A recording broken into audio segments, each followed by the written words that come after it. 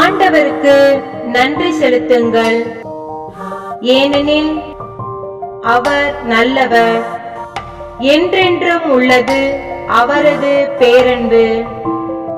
முதல் குறிப்பேடு புத்தகம் அதிகாரம் 16 34வது இறைத்திருவசனம்.